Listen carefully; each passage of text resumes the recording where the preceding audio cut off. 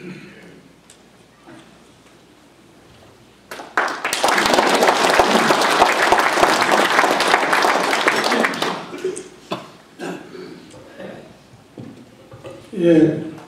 방금 소개받은 안병진입니다.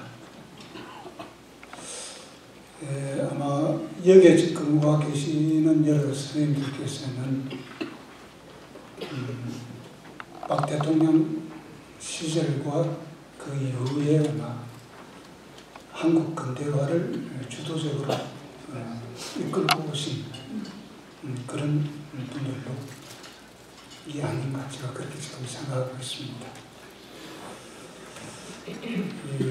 그래서 그 한국 근대 사회를 만드는데 그 주도적으로 설계를 하시고 그리고 그걸 실천을 해오신 그런 선생님들한테 제가 그 역사적 경험을 갖다가 말씀드린다는 것은 대단히 송구스럽게 생각합니다.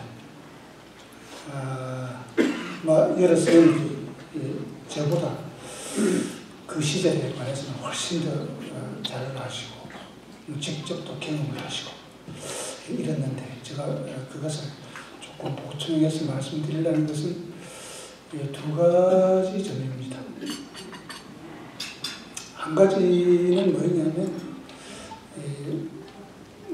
박 대통령 시절에 되어온 그 한국 경제사라는 것이 한국 전체의 역사 속에서 어떤 위치를 차지할까 하는 의문들을 하나 말씀드리고, 둘째로는 아마 여러분들은 실무에 종사하신다고 바빠서 제대로 생각을 못 하셨을지도 모르겠습니다만 이 박 대통령 시절에 이루어 놓은 업적이 이 세계 일반의 저개발국의 경제 개발에 있어서 가장 기본적인 모델이 되고 있다 하는 그 두 가지 점에 초점을 맞춰서 이렇게 그냥 말씀드릴까 이렇게 생각합니다.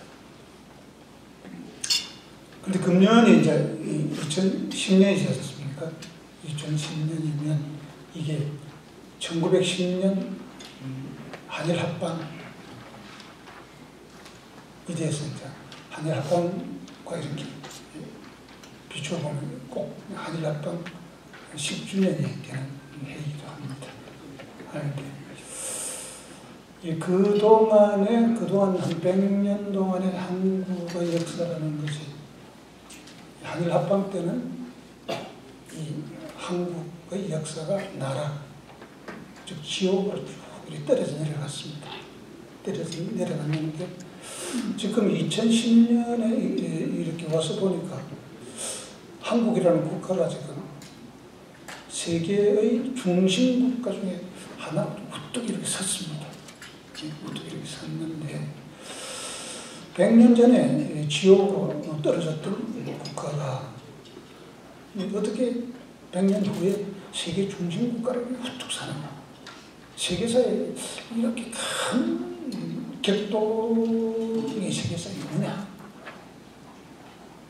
이렇게 이제 우리가 한번 생각해 볼 수 있습니다. 우리가 이제 선진각국의 근대적인 역사를 보면 처음부터 지금까지 쭉 이렇게 성공의 역사로 이렇게 계속이 되는데 한국은 엄청난 실패의 역사로 시작해가지고 엄청난 또 그것도 또 다른 국가가 또 이루지 못한 엄청난 성공의 역사. 이것도 세계 앞에 우뚝 섰는데 왜 그렇게 되느냐?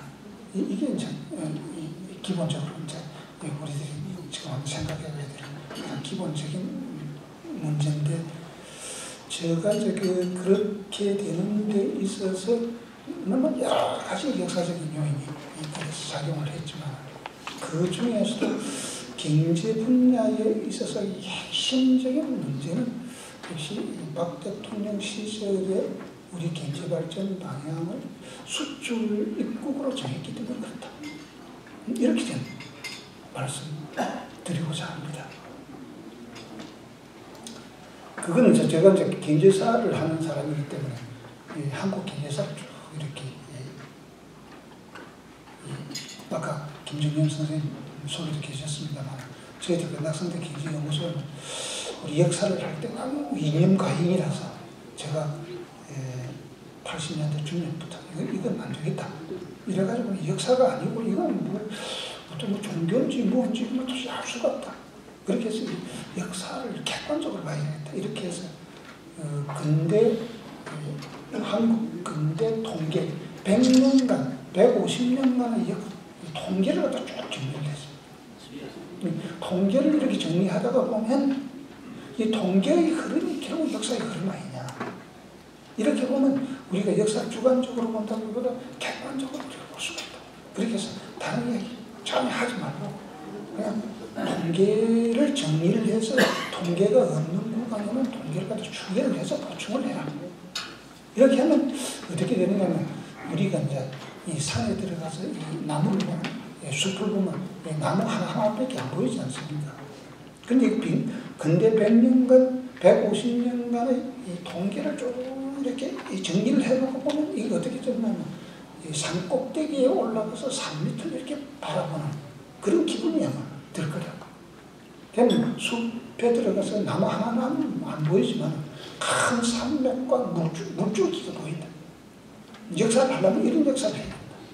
그렇게 했었죠. 제가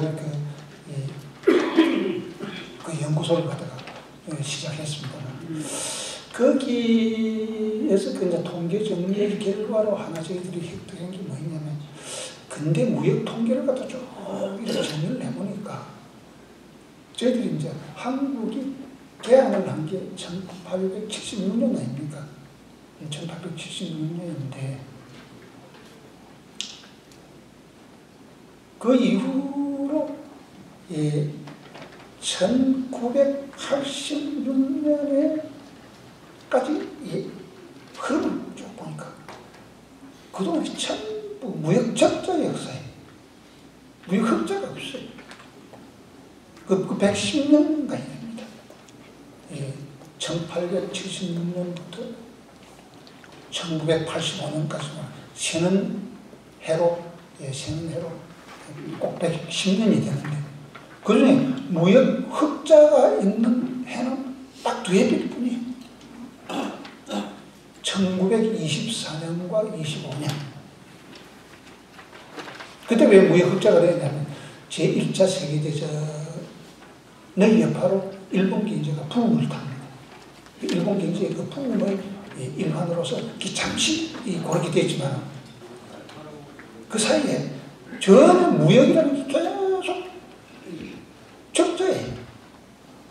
그래서 뭐 여러 선생님들 다 경제정책을 갖다 수립하고 집행하시는 분들이니까 아마 느끼시겠지만 제일 아마 그 경제 정책에서 큰 애로가 이 돈이 없다, 외자가 없다.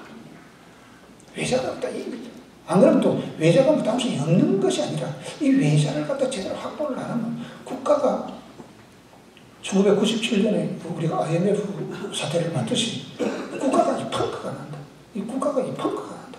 아마 그런 위기 속에서 여러 스님들이 살아오시지 않았을까. 저는 그 통계를 보면 그 통계가 그렇게밖에 읽히지 않는다. 이렇게 이제 해서 제가 오늘 말씀드리고자 하는 것은 박 대통령의 경제정책 중에 중요한 것이 많고도 많겠지만 그 중에서 가장 핵심적인 것이 국가 건설의 핵심에다가 수주를 뒀다. 이게 가장 큰 공로가 아닐까. 저는 그렇게 생각합니다. 그런데 그럼 우리나라는 왜 무역이 무역 적자 체질이냐. 이걸 이제 보면 이 역사는 근대사만 봐가지고 모르고 전근대사까지 이렇게 통틀어서 봐야 이 한국의 역사의 흐름이 쭉 보입니다.